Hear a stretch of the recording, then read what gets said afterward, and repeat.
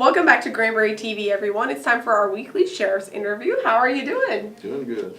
I know we missed last week since there was a stock show going on. It was a very busy week last week. How did everything go last week for you? Well, it was busy and dusty and lots going on up there at the stock show. Wednesday, Thursday, Friday, and then Saturday was the auction. So that was a big deal. Last night I went to the meeting, and it looks like everything's going to total up well over $300,000 in sales from the auction. So that's a really good thing for the kids. So they're going to come out real well, and livestock raisers made some money. So we're going to. We talked last night about making some improvements to the barns and everything up there, the facility at the reunion grounds. So successful year. We talked about how to get more people involved next year, and so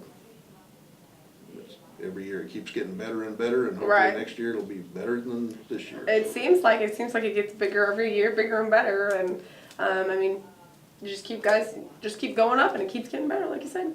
Yeah. It's exciting that they raise that much money, and the students get that. Is it my understanding they use it again next year for FFA, or they use it for scholarships for school? Both, yeah. Awesome, sweet. Well, what kind of sheriff's work you got for us today? Well, brought in a couple of stories. We had deputies arrested a guy with a protective order, and on the 9th, around 9:30 p.m., Hood County Sheriff deputies arrested Manuel Alvizo Jr., 19 years old, on an Erath County warrant for theft. State jail felony, bond was $20,000. And that was at the 2000 block of Wood Court. Deputies also discovered that Alvizo was in violation of a protective order and was charged with a Class A misdemeanor, and bond was set at $3,000 for being at the Wood Court address and around a protected person that is 17 years old. So he's currently in jail at this time. And this arrest for theft, that there was another Hood County person that was arrested, and it was same thing, state jail felony, bond was set at $20,000. Can't remember his name off the top of my head, but it was all in connection with thefts over in Erath County and burglaries too. So the other guy was charged with burglary and theft. So looks like they're going to get all the stuff back that was stolen, so that's a good thing. So awesome. We helped Erath County out on that one. And we had a traffic stop that yielded a drug arrest on the 15th at around 2 a.m. Hood County Sheriff deputies conducted a traffic stop at the 2200 block of Lipan Highway. During the stop, Amanda Jane Stanley, 36 years old, was found to be in possession of under a gram of meth and several prescriptions, sedative pills without a prescription. While Stanley was being booked in at the jail, more meth under a gram was discovered.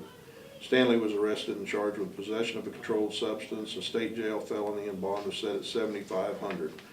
For prohibited substance in a correctional facility, and that's a felony 3, bond was at $15,000.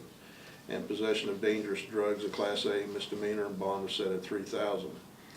And had a warrant for possession of controlled substance, a state jail felony, and no bond on that. So total bond was $25,500, and she's still in jail. So just always drug stuff going on and people getting arrested for that. So Definitely. Business is booming. But we always love to hear that you guys are arresting people with drugs. That way they are off the streets and not where anybody can get to them. Yep. It's always a great thing. I guess it's time for our Crime Stoppers Crime of the Week. Yeah, Crime Stoppers, this is a little different. We talked about the livestock stuff going on last week, coming up to the auction and all. Well, on Friday night, something happened that never has happened before. We've always had limited access at night, just to make sure we protect all the animals up there. And over the last, I don't know, 5 or 6 years, we've had security right there on site. And the fire marshal's office has provided that security, and I think next year we're going to have to bump that up a little bit more, and I'll get at least one of my deputies out there also. Because we had, in the middle of the night, around 3 o'clock in the morning, we had unknown suspects come into the barn where all the animals are housed until they go to the show. And we have goats and sheep and hogs and steers and all that down there. And somebody got in there and started opening up cages Oh my gosh. and letting them out. So there was hogs that were out and there were steers that got loose. Fortunately, no animals were hurt. The guy that was working security out there then did hear the commotion and got down there, tried to catch the person or persons that were doing it, and was unable to catch him. But this is serious. This is for kids. Yeah. At the stock show, and the animals that they've raised as basically pets and took care of them and raised them up for the show, and you know, we can't allow any of this to happen. So that's our Crime Stoppers Crime of the Week. That anybody with information on who would come up there and do this on Friday night, Saturday morning actually, at around 3 o'clock in the morning, then we need to know. So if you have any information about this, you know, this is criminal mischief, and so we need to know about it. So I know somebody knows something about it, so definitely call Crime Stoppers and get us the information so we can get to the bottom of this. We don't need anything like this happening again, spoiling no, the definitely stock show not. for the kids. That's very disappointing to hear that. I have never heard anything like that before. Like you said, it's for the children, and it's sad that somebody would do that. So hopefully somebody out there has some kind of information for you guys on it. Yep, so I hope so. This is, it's all about the kids, and the kids work hard on all their projects with the animals, with a lot of different things that are going on up there, and they work all year leading up to this time at the show, and so I imagine somebody really thought that was funny to do that, but we could have got some people hurt, animals hurt, so we're going to get to the bottom of it, and so we need your help out there to help us catch these people. Definitely. Well, if anybody at home has any information, you can contact the number on your screen and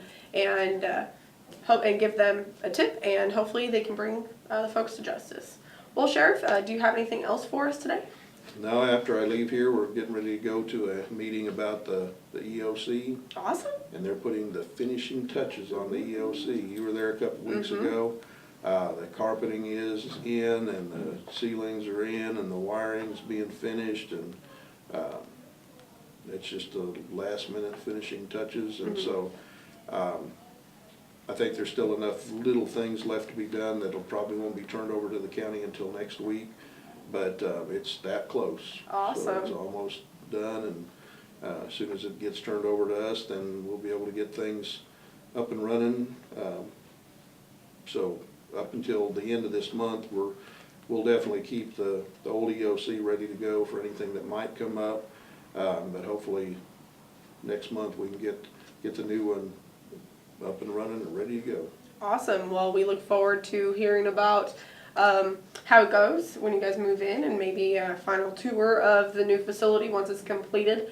It'd be a great progress report since our last tour that we had. We are excited for you. I think I can speak for everyone out there. You have anything else before we wrap up? Nope, that's it. Just thanks for having me. Well, thank you for coming by. And again, folks, if you have any information on the Crime Stopper tips, just contact Crime Stoppers. You can visit them online or at the phone number on your screen. Thank you again, Sheriff, and have a great weekend. Thank you.